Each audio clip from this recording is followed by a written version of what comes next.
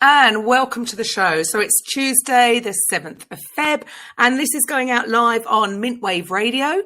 So you can just ask Alexa, or you can go to KarenRobertsCoaching.com/Mintwave-radio to listen in live, and you can see the schedule for the rest of the week. Or on the podcast, you can go to KarenRobertsCoaching.com/podcast-network to see mine and other podcasts that are in our network. You can download the app for Apple and Android, and please subscribe and follow, or you can leave a review. So today's episode, we have Benjamin Jones, and he is the co-founder of Type Marketer and Youth in Business. And today we're going to be talking about scaling through YouTube ads, something that maybe some are either avoiding or just haven't sort of got into that yet.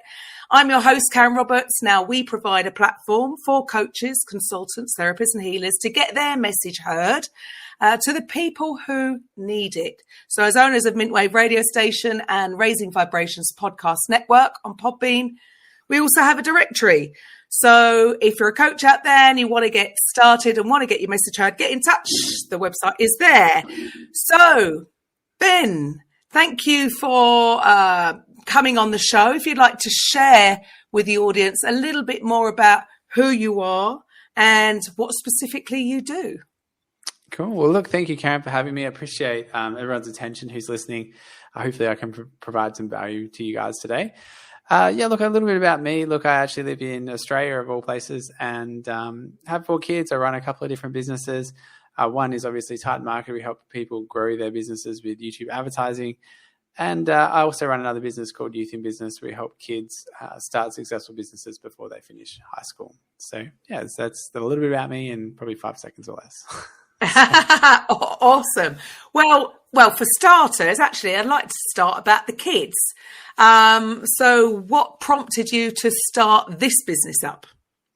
Yeah, sure. So Youth in Business started when my son was 8, actually. He's now 14. So I don't know how long we've been running for, like 7 years or something. And really cool. So what ended up happening was, my wife and I had done well in business and a few other things. And Trent came to us and asked if, he was looking for pocket money or something like that. And we thought, look, we don't just want to give kids stuff. We want them to go out there and create it and be in control of their own money and be self-sufficient, right? So he started a little business just selling herbs in our neighborhood and did really well. And from there, we had other people ask us how to do it. And then next thing we know, we're on stage talking about it and helping kids all over the world, which is really cool. So that's sort of how it started, was sort of with our own kids. And I guess really just, I think entrepreneurialism and school's just not really taught in school today. And if it is, at best, they teach them to start a not-for-profit. Even if they do a little business thing at school, they don't get to keep any of the money. And I think it's such a shame that, kids are basically just taught to become employees and get caught in a rat race, probably working at something they don't like for the rest of their lives, when what they could be doing is literally learning the skill set of an entrepreneur and taking their passions or ideas or what they like doing and turning that in some sort of income or business. So I guess that's our passion, is just opening kids' minds to a bright future in business. And I mean, even if they learn how to start a successful business and, while they're still in school, even when they go out later on into the world and become an employee for somebody else, at least they're going to understand how the business works, right? And, they're going to know how to add value and get ahead. So, yeah.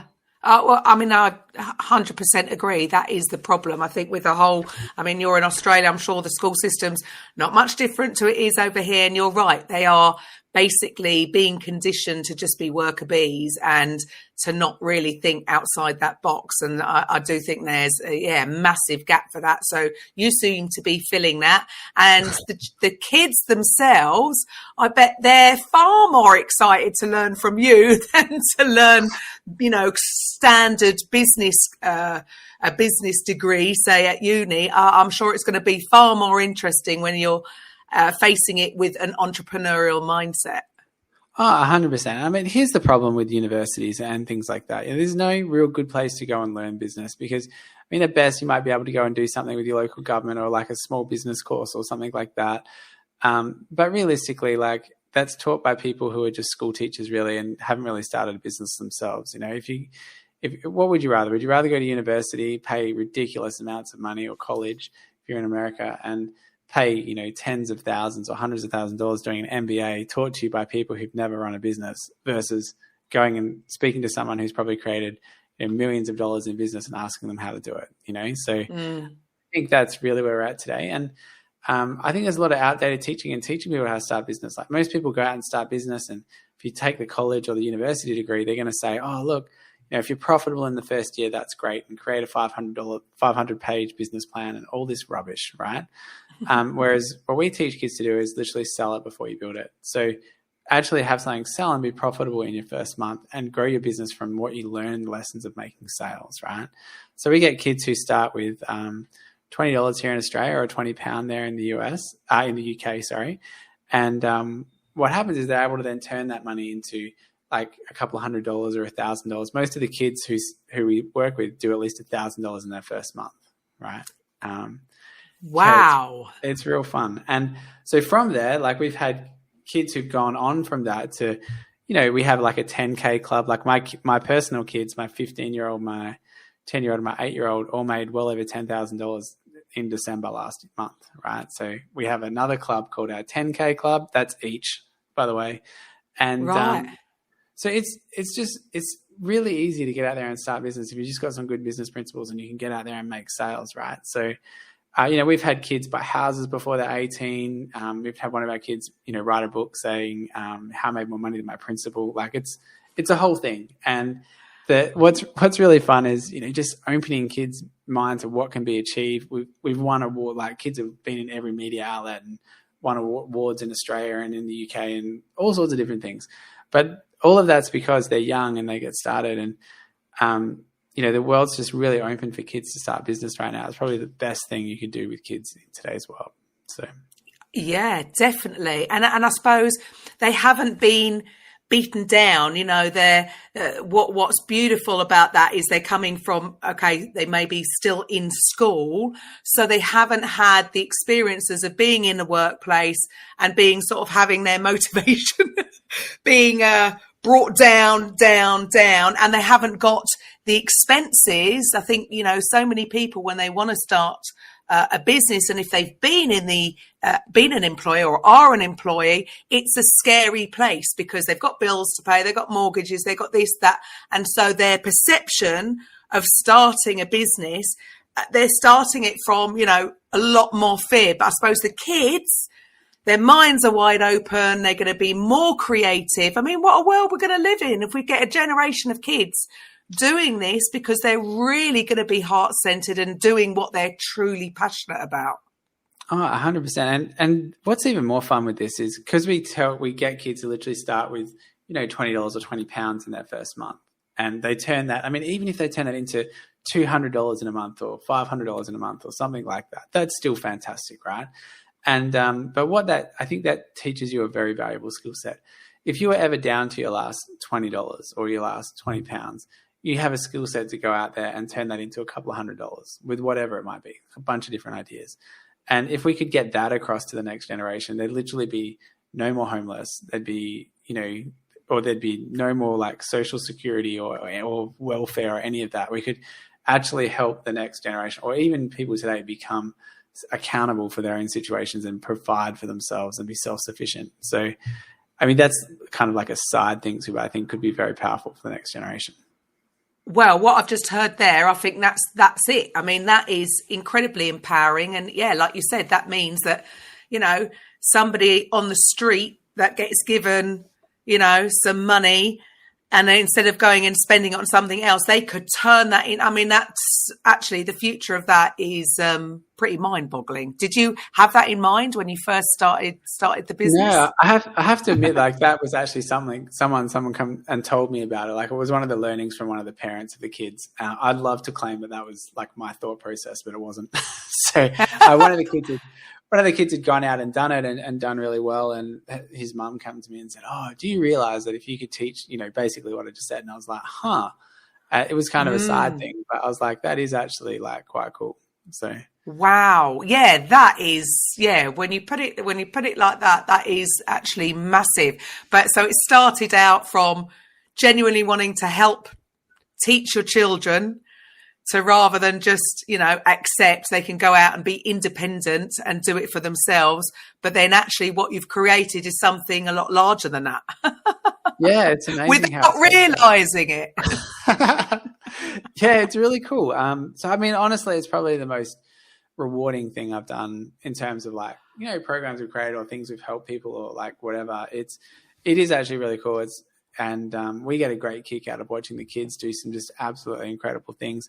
But more that's probably more from a selfish thing for me, being able to see that. But honestly, seeing where some of these kids are now, they're leaving school and they're stepping into businesses that they've created while they were kids. And, it's really cool to see all of that come to play. So, it's really, really fun. Oh, I think I'm going to have to get my daughter in touch. Yes, it would be great. They were fully self-sufficient, and yeah, you're right. I mean, people hear of Gary Vaynerchuk going on about it. Kids, they could just go to a flea market and upsell onto eBay. There's so many. You're right. There's so many different ways, but they've got to actually take action, and that seems to be the missing link, even with us adults. Yeah, 100%. Some people want to start a business, and this thing about it's interesting. This, I suppose for the families of the kids, from my perception, from what you've said there, they've got the option of uni or going with you. Well, uni, as you said, I mean, I don't know what it costs in Australia. It's thousands here. I'm sure it is the same there. So what would you prefer? Because, just coming out with a piece of paper, and half of these kids, even if they've got the, a top degree, top marks, doesn't mean they're going to get a job. And in fact, sometimes they can be overqualified, so they're still not getting jobs. Whereas doing it with you to have them empowered to be fully independent, to go out and start a business. Yeah. As a parent, what would you rather do?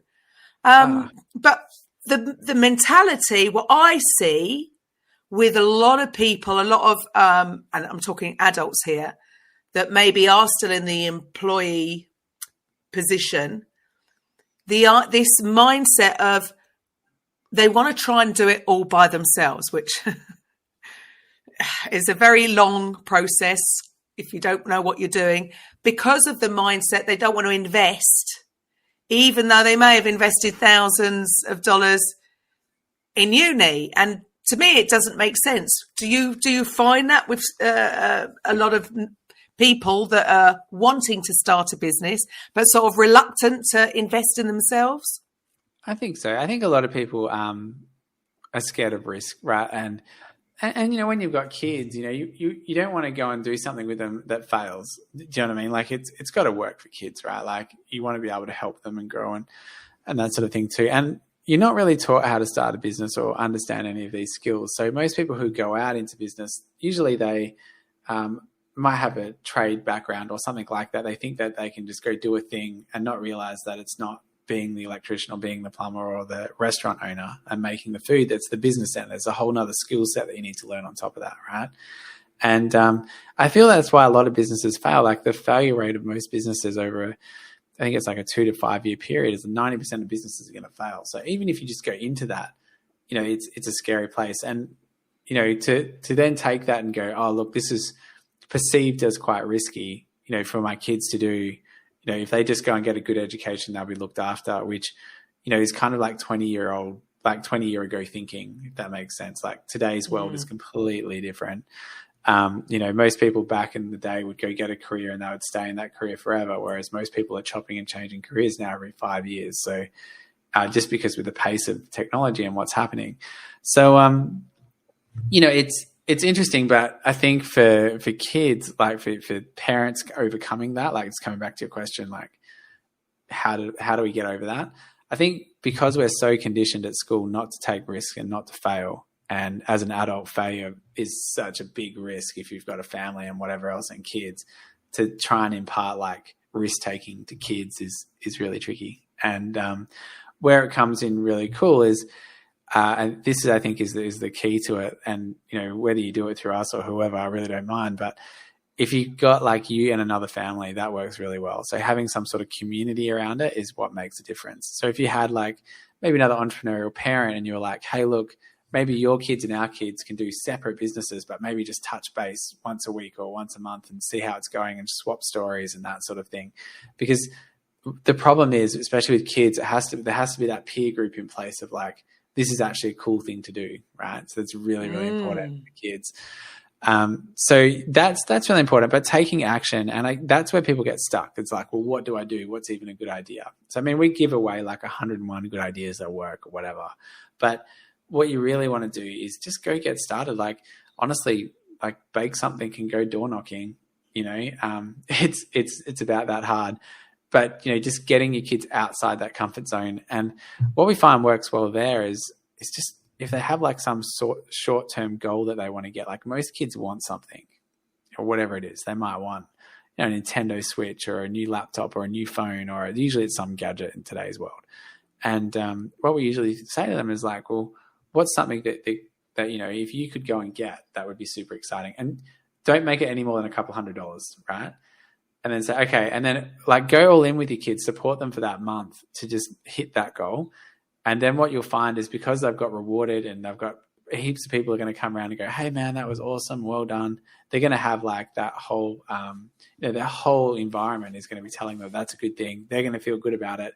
And then you pretty much just created a young entrepreneur, right? So, and it could it doesn't even have to be the thing they want. Like, and just to sort of back that up, I was having a chat with my son the other day, who's 11 now. He was saying, oh, Dad, like, just because Christmas is just gone. He's like, what was the coolest thing you got for Christmas when you were 11? I was like, man, I can't remember. I have no idea. And he's like, oh, well, how can you not remember? And I said, well, can you remember what you got for Christmas when you were 8? He's like, no. And I was like, oh, okay, cool. And I said, well, can you remember everything that you've bought from going out and doing some form of business and saving up for it and then going and buying it? And he's like, oh, yeah, I remember buying, these cool Legos, and I remember buying my Nintendo Switch, and I remember buying this and this and this. Right? And I was like, they're the things that you're going to remember because you've had to actually put the effort in and been rewarded for it. And, so that's quite cool. I think today kids get a lot of things given to them and they don't earn them in a way that's like positive for them going forward. And I feel that breeds a sense of entitlement almost a little bit. And, where you could be empowering people and empowering kids themselves to be self-sufficient to get the things they want. So, I guess, I've covered a lot of concepts there, but it is super powerful, like empowering kids instead of making them entitled. So, yes, absolutely. And that's interesting that, yes, you would remember those things as opposed to, we'd all get complacent. I'm sure I would. If I was just given stuff and I didn't have to do anything, I'm sure I would, we would get lazy naturally, I suppose, when you have to. And I think that can be sometimes, even when people are starting a business, is that if they are too comfortable and they do have a very good job that pays a lot, even if they wanted the time freedom or whatever the reason of wanting to create their business, it's not so high on the priority because they're safe. Sometimes people come out when their back's against the wall. Not all, but sometimes you just need a little bit more of a push to get you going. Do you think?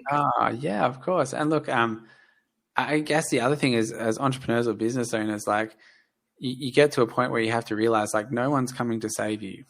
Right. So I think a lot of adults miss this point, like no one is coming to save you. You need to stand up and save yourself. Right. And like that's, might be considered a harsh statement, but in kids today, if you can instill that they don't need anyone to come save them, that's much better than having to figure out that no one's coming. Right. So, yeah. And there you go. That's perception, because I see that as being empowered. Don't see that as a negative at all. No one's coming to save you. That means I have the power, because otherwise they will always have the power and then you have no control. I think that's a very empowering message. So, okay, so that's the kids. I know we were going to talk about YouTube ads, but I just love what you're doing there with the kids. So moving on for businesses that are ready to scale, using YouTube ads. When you say ready to scale, is this for So this isn't for new business owners, or it can be, or is it better for people who are getting ready to go to the next level? Yeah, look, all levels, it's going to work, right? Like what it matters is you've got something to sell. So if I've got a brand new idea and I've got nothing to sell, well, obviously running paid marketing to that's probably not the answer, right? So if you're at that level, this is probably not the conversation. But if you're out there and you got something to sell, that's going to work really well. Now, on top of that, it's just what level you want to get in on it. If you've been running Facebook ads and you've already got like a sales process that works, and you've already been running like ads that have worked in the past that may not be working now, like that's going to be easier than say someone who's got a brand new sales process and a brand new website and a brand new business idea, hasn't worked out who they need to talk to and what their message is and all of that. So it will work. It just depends, the world's not created equal on that front. So yeah, to answer your question. So if you're looking to scale, like maybe get to the next level is probably a bit nicer way or a better way of putting it. If you're thinking, how do I get to the next level? And probably a good parable there is if you have a look at any major successful business that's been around for a decade or more, they've all figured out this one secret, which is basically how do I acquire a customer through paid marketing and be profitable on it? From McDonald's all the way through to whatever department store that you're standing in, right? Or go and have a look at, or, whatever equipment you're using to record this thing, they've all figured that out, right? So, and as a business owner, if you really want to scale, like word of mouth is great. That's good. And, having a good product and all of that. But a lot of business owners get trapped in being the best kept secret. Like they've got a really good product, they've got a really good service, but they just can't get enough exposure for what it is that they're wanting to do. And that's where scale comes in. And that's where it's like, well, what paid advertising platform can we look at? And that's where, you'll have a look at a couple. And then obviously YouTube ads is the one that we help people with. So. Okay. And how does it differ because, not that I run Facebook ads, I have run in the past. And what I found was, you're probably going to lose money on a low cost product, but if you've got a higher ticket on the back end, then you're going to make the money on the back end. Is it going to be the same as that with YouTube? Look, you have to have a sales process that works. Like if you're going to spend $5 a click on something and you're selling a $3 thing, it's not.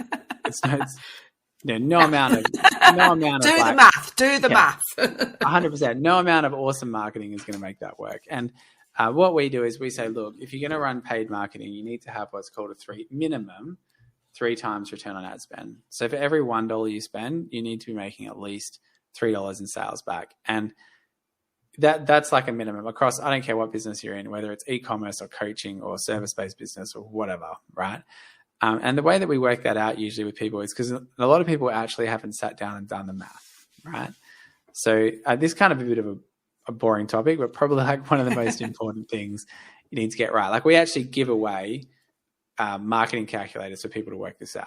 So for example, let's take an e-com business, for example, there's 3 things you really need to know. You need to know like how much is a traffic going to cost? So like, let's say $1 a click. Right? How much is my lifetime value of a client? So if someone buys something from me, what are they worth? So for example, let's say that I'm selling, I don't know, some sort of cosmetic thing, moisturizer or something like that. And I know that I sell one thing for $10 and I know that people are going to come back 3 times and I make, $30 or 30 pounds or something like that. Right.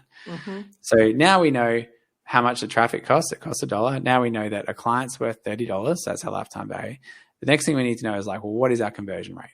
Like if I send someone to my website, how many people who come to my website buy?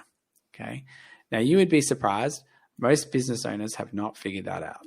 Okay. They've not figured out how much it costs a click. They haven't figured out what their lifetime value is. And they haven't figured out like if we had 100 people enter my sales process or my website, how many of those people who land there or my landing page, funnel, insert what you will, are going to convert, right? So if we were to do the math and we could say, looking at $1 clicks, they're worth $30 and our conversion rate is 3%, 1 out of 3 people, well, that's going to cost me, I don't know, what is that? Like $10 or something? No.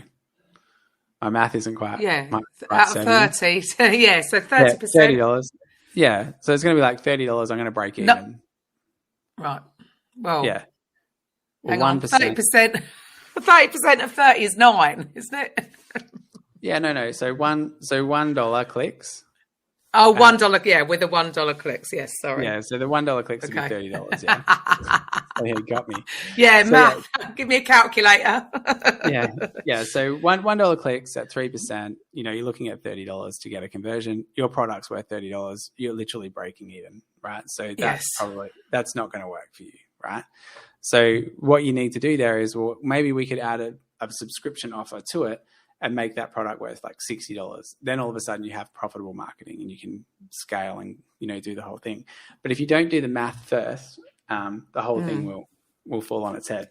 So that I would challenge anyone who didn't know how to do that, like just spend the 5 minutes working out. The things you need to work out is, what is my conversion rate? You can work that out pretty easily.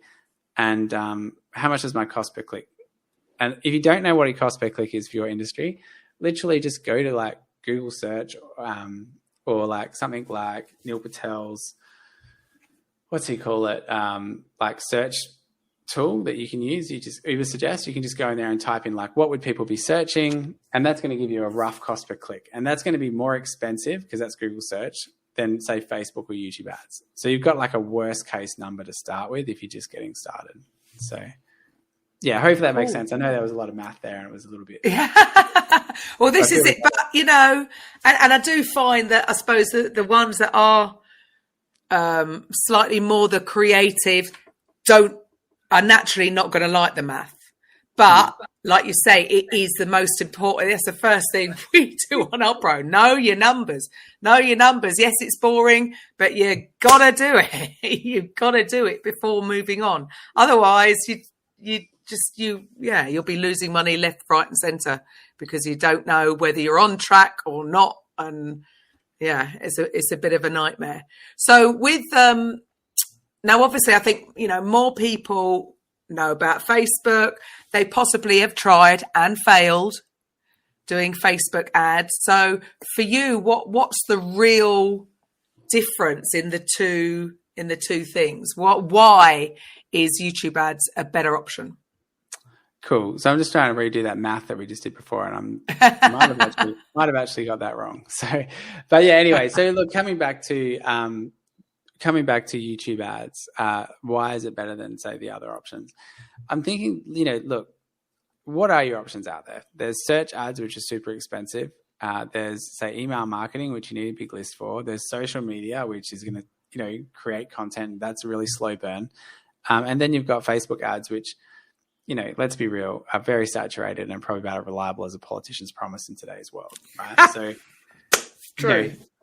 The way to look at it really is, in terms of YouTube ads are probably where Facebook was a decade ago, where search ads were, back in the 90s and 2000s, and email was back in the 90s. And the reason for that is, only 8% of businesses in the US, and in Australia, it's under 10, are using YouTube advertising, right? So it's a big, massive blue ocean where somewhere between 80 and 90% of all businesses that are doing paid marketing are doing Facebook ads. So you can see like one's really saturated and one's not. And the other thing that's cool about that is, basically you get to be rewarded for getting in. And right now, like Google ads, which is YouTube ads, it's the same thing, is literally giving away, in Australia, it's $600 to get started. In America, it's $500. I'm not sure what it is in the UK, but it'll probably be like £250, I would say, or somewhere around there. Right. Just to get started with them. Which, if you have a look at like these ad platforms on what you would call an adoption curve, they all start off at the beginning, right? And they want to get like heaps of users in there, and then everyone gets in, they get saturated, and they get really expensive. And then the next one comes out. So, in another 5 or 10 years, it might not be YouTube ads, it might be something else, right? Yeah. So for right now, like YouTube ads is literally at the beginning of that adoption curve. I mean, when was the last time Facebook gave you hundreds of dollars to come spend money on their platform? No, I haven't seen it. Yeah. The day after never, right? So, and that's where YouTube ads are today. And it's a big opportunity because a lot of people have to create ads and they think it's hard, like video ads, which is really not. And it's positioned in the marketplace at a really good spot. So, it's something that, I mean, I have to say, my YouTube channel, I know it's not optimized right. We just sort of had the thought process of we'll just get it out there, and when we have time, we'll get to doing it, which I know is the wrong way to do it. But yeah, maybe it's an idea of actually looking at and correcting those things. But there's just so many different platforms. You're like, I can't do everything at once. But with YouTube, well, I suppose you don't even have to have a YouTube. You don't have to be to run an ad. You don't have had your own channel set up, do you? No, 100%. So this is the problem with being really good at paid ads, right? Is that you don't really do your socials as well as you should. Because if you 100%. And this is actually why I do a lot of podcasts, is because my social media manager just like loses it at me because I don't create a lot of content, right? And the problem with that is if you are good at paid marketing and you can get the leads in that you want, you don't have a need for. It's important for social proof and stuff like that, but realistically, you don't need to understand 100 platforms, right? No. And this was a crashing epiphany I had probably well over a decade ago when Facebook was big. We were right into like running Facebook ads and all of that. And it was that, look, and it's that same thing. If you can acquire a customer consistently, you can scale your business to whatever size you want. The problem is most businesses haven't figured out, how do I get enough customers at the right price? So, and if you can learn how to pay for that, like that's a skill set to create any business and grow it, right? As long as you understand the math and you understand how to acquire customers. So, yeah, I mean, I suppose at the end of the day, there's two ways of building your business. Spending your time or spending your money.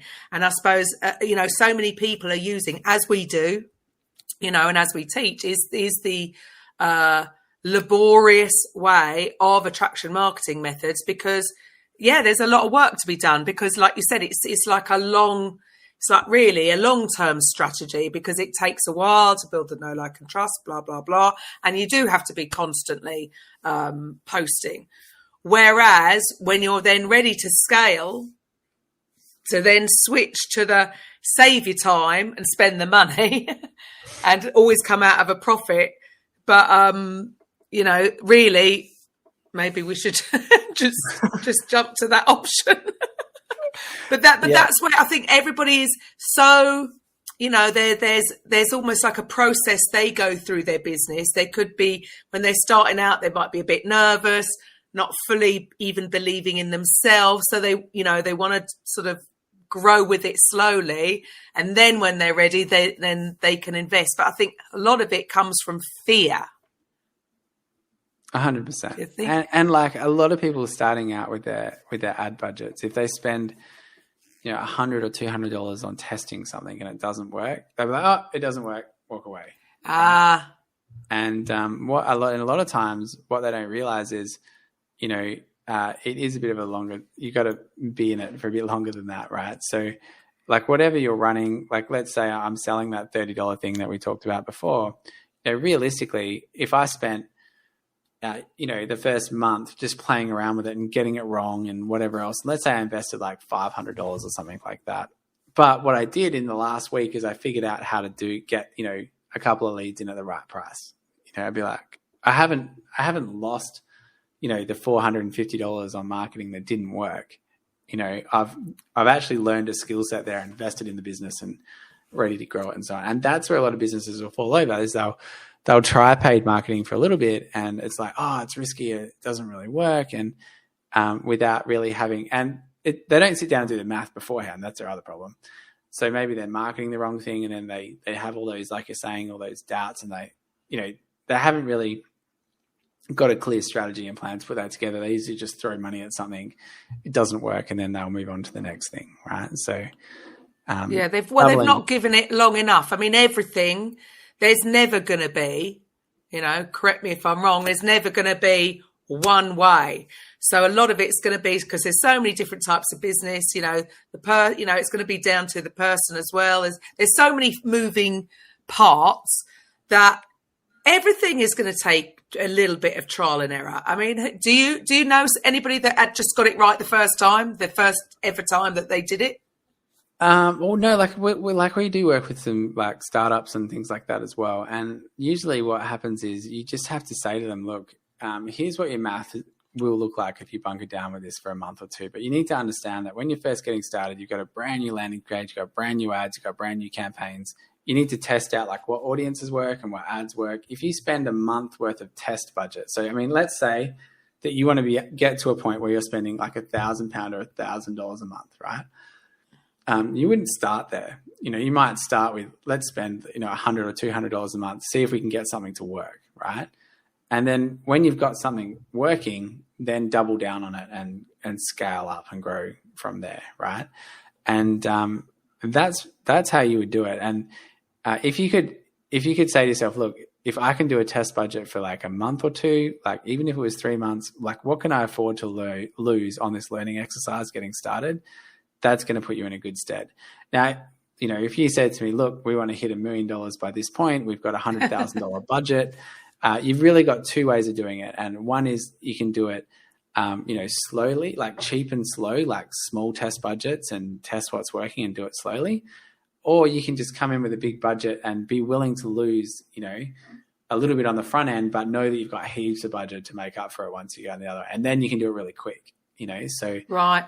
Yeah. So again, doing the math and knowing that you can afford to lose that on the front end again, because once you do get it right, the profit margin is XYZ. So it's a no-brainer. Yeah, 100%. And if you've sat down and done the math first in your industry, you know that your landing page converts to this, you've thrown some warm traffic out or whatever, you've got a rough idea of what's going on with your sales process. That's when you can really come in and it doesn't matter what ad platform, like obviously we're talking YouTube ads here, and that's really probably the best place to get started because the targeting is just so good. But any ad platform, if you've got a good sales process and you can acquire the traffic at the right price, your marketing is going to work, right? So that's what a lot of people miss. And how long are these how long is a standard ad for? What's the sort of time frame? Couple of minutes, less than 30 seconds. For YouTube ads, you want to have them under 3 minutes. Like that you have to do that, right? But realistically, probably somewhere between a minute and probably 2.5 minutes is what you're looking for. And the reason for that is the ads on YouTube are very different to everywhere else. And that's because it's the way people come to the platform. If you come to YouTube ads, man, you're coming there. If you're coming to the YouTube platform, you're coming there to learn something, like typing in how to, or you're there to be entertained, watching cool videos on stuff that you like, right? So it's not the same as someone scrolling through a feed looking at what people are eating for breakfast and cats and whatever, and then you interrupt them with an ad. Like it's not that platform, right? So you need to create ads that are like educative and entertaining, right? So that's what you got to do. Now there's a 4-part process to that. You need to have the ads I'm talking about too are the pre-roll ads. The ones where you're like watching your content and you got like 5 seconds to skip them. Mm-hmm. They're the type of ads you want to run on YouTube. There's lots of different types. That's the best one, right? And what is that called? Sorry, again. So that's called a pre-roll.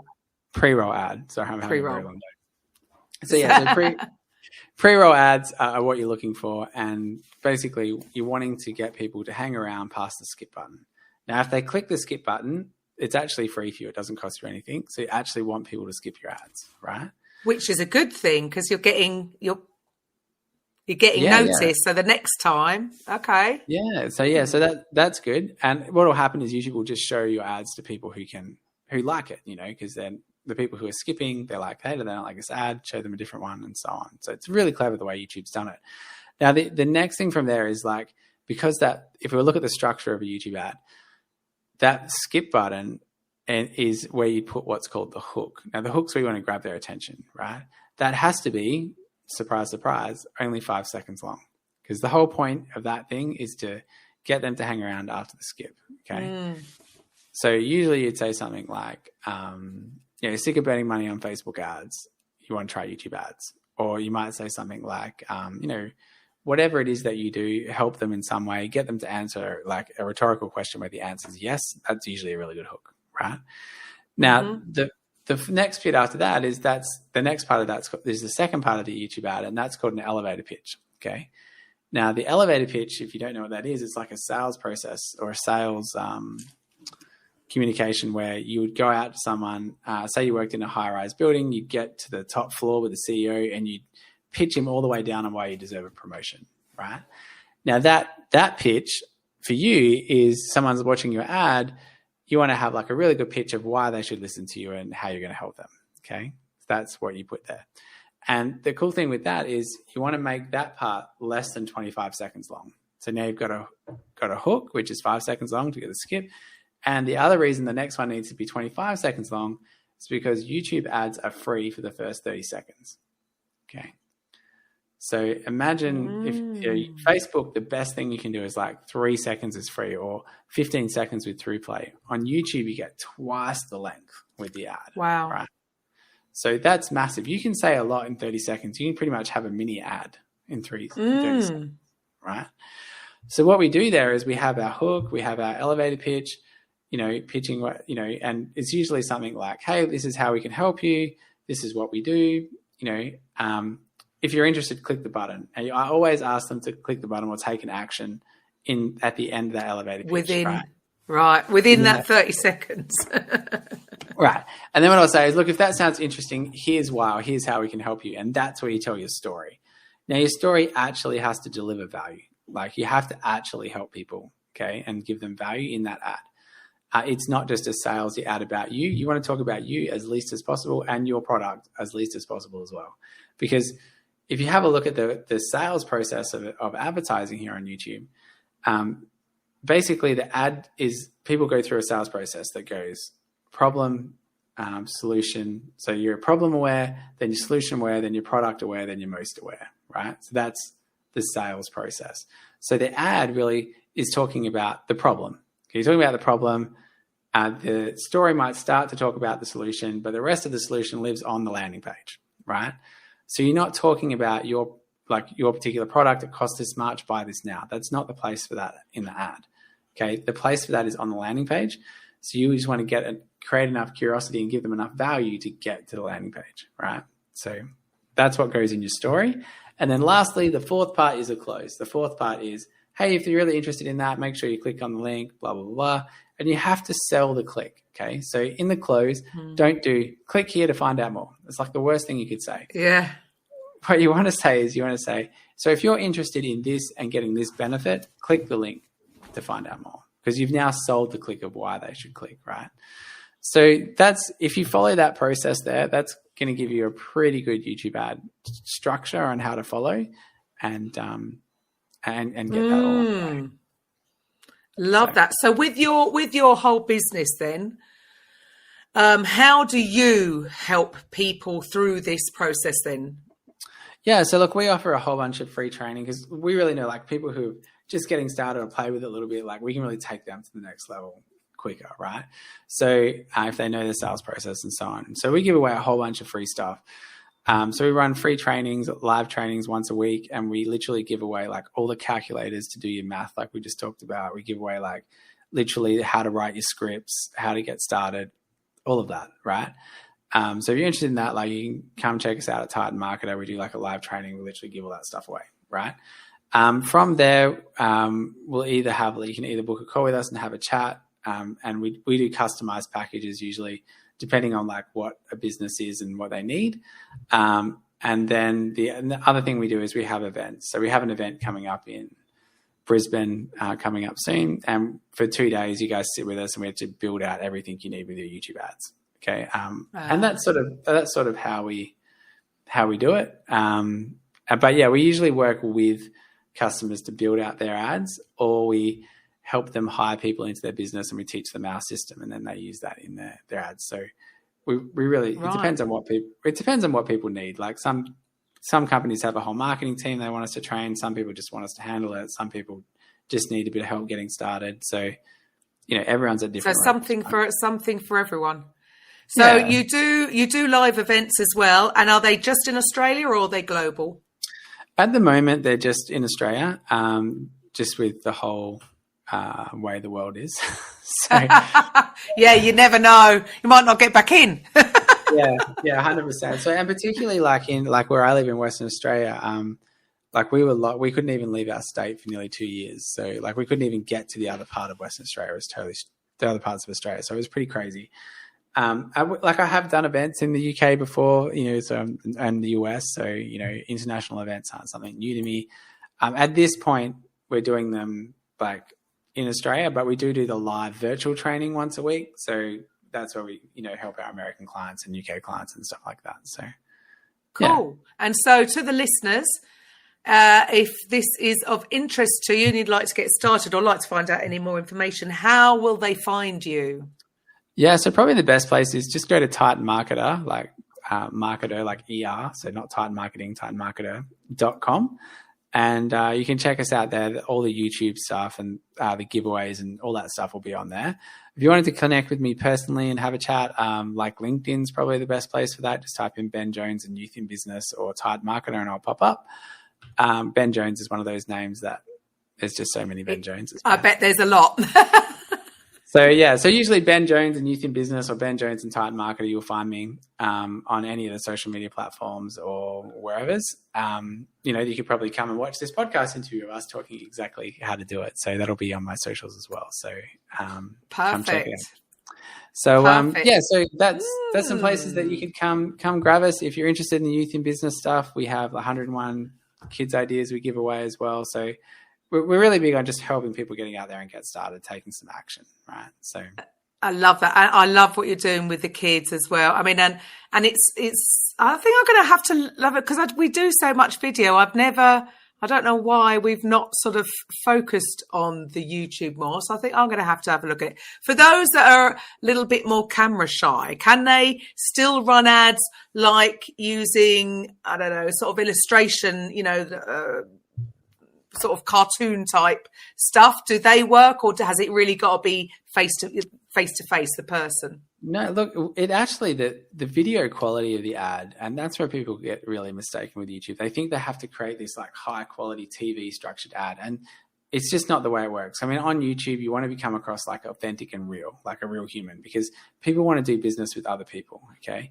And the content on YouTube is literally just most of the time people sitting there with their mics in front of their computers talking to people, right? So basically, pretty much all our clients shoot their ads off their phone and a gimbal. Like that's it. All the ads get shot that way. For those who don't want to be in front of the camera, like you said, there's a couple of really cool options for that. You can go to Fiverr and literally get someone to record the script that you give them. It's more important what you say than how it's said, right? If you're a service-based business that's people to people, like B2B or B2C that's people to people, you want a person in the ad 9 times out of 10, right? If you're a software company or an e-commerce brand or something like that, yeah, you can explain the videos and all that stuff all day long, right? Animations and whatever. But if you do have to go face to camera, you don't have to be the person. So for example, we did some marketing to the US. My business partner, Marcus, he's originally from the US. He has a bit of a US accent. It's like cross between US and Australia. It sounds really weird. But the cool thing is, we weren't getting the cut through that we wanted with our ads over there. And we're like, I wonder if it's got to do with the accent, right? So then we hired some of these quite attractive girls on Fiverr to do our ad for us. And it worked amazing, right? So there you go. There's a good tip. There's a good tip. So if you don't want to be in it because you're thinking, hey, maybe I've got a face for radio, there's literally a whole bunch of attractive people on Fiverr that will act, they're full-on actors that will do your ads for you, and away you go. Yeah.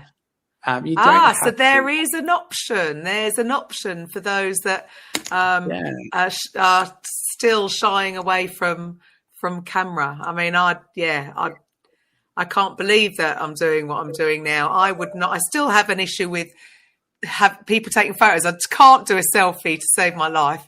There's just this mental block. And years ago, the idea, if I ever thought I was a camera on me, I would just absolutely fall apart. I don't know whether it's an age thing, and now I just don't care. I'll just be me, and that is it. And what you just said there about being authentic, and I think that maybe that's it. Even with me looking at YouTube ads, a lot of the ones I've seen seem to be very, very professional. And I think, Oh, normally it's just me. Might have a green screen. That's as far as it goes. Nothing too flashy. It's just me talking, really. So I think I've possibly had a bit of a shut off to that, because I think, oh no, my videos wouldn't be good enough for that, for YouTube. Whereas people see me on lives or see me on the podcast just chatting and just being me. It's different. So what you're saying is, don't worry about that. No, you'll actually do yourself more harm having the polished look, right? So, for example, like some of my best ads are when I have a brainwave for at 2:00 in the morning, and I'll just shoot next to a whiteboard, right? So, you don't have to. It doesn't have to be amazing. It's more important that you help people in the ad and you come across as authentic, right? That's if I can stress anything there. And be you, you know, like at the end of the day, you want to attract customers who like you for you, and you're a good connection with them, and you know that's what you're looking for. So yeah, just be authentic, get it out there, and don't make it too fancy, but make sure that you do help people in your ads. Yeah, and I suppose the scripting. So do you help people with the scripting, or again go to fire? You know, I suppose there's lots of different ways of doing it as well. Yeah, so what would you suggest for that? Yeah, we literally give away like scripting templates. So like on our training that we do every week, like the things you get are like scripting templates, you get like audience check, like basically how to find your audiences, you get like how to do the calculators, all of that stuff. Because we know if people have figured that out, we can really help them go to the next level, right? So scripting your ads, like here's some real easy ways to do that. Basically, you need those 4 parts. You need it to be the length that I told you and some of the things that go in there, like earlier in the podcast. We actually give away like a scripting checklist to go through and make sure, like, have I got everything in the elevator pitch? Yes, I have. There's 5 elements. Have I got everything in the story? Yes, I have. And if you can follow that checklist, you're going to do really, really well. Another pro tip, if you're thinking, look, even if I had that checklist and all your stuff, I'd still struggle to write it. If you haven't checked it out yet, go check out ChatGPT. It's freaking amazing. What you can do is you can actually grab our script writing checklist and chuck it in ChatGPT and be like, hey, write me an ad as per this, and it will spit you one out in the exact It's right. Crazy. All this AI. I mean, it's really cool. It's changing things, isn't it? So yes, that is a brilliant tip. It's really cool. But the limitation though is like the information you give it, right? So if you give it garbage information, it'll give you a garbage ad. So if you can say, hey, look, here's my landing page, here's the format that I want, spit it out like that, that's when you're going to get a good ad script, right? So wow. I mean, yeah, it's just a tool. I think, again, there seems to be lots of opinions. Yeah. Lots of opinions. They're split, aren't they, on whether the AI is a good thing or a bad thing. At the end of the day, it's just another tool. Like there's never been a time with all the tech that is around and all the tools and the software. And, oh, man, it is the best time to start a business online, because you never had all this before. So it is just a tool. And if you use it well, it's going to help and, more importantly, save you time. So, I completely forgot about that. That's a great tip. Great tip. That is cool. Well, I've loved this conversation. I've learnt loads. Maybe I should finally come and join you and finally sort my YouTube channel out, because it's sort of there in the background. Do you know what it is, Ben? It's almost like I see it as, I'm using it as almost validation that I've been doing stuff for a while, as a sort of backup. It's like a third party verification thing, rather than using it as a tool. I've never used it as a tool. I've never, consciously gone in to actually grow the channel yet. So maybe I should start listening to your advice then, Ben, and have a look. Yeah, the channels is cool. You don't, I guess, like a big takeaway is you don't even need the channel. Like if you've got a good way of using paid ads on whatever platform that might be.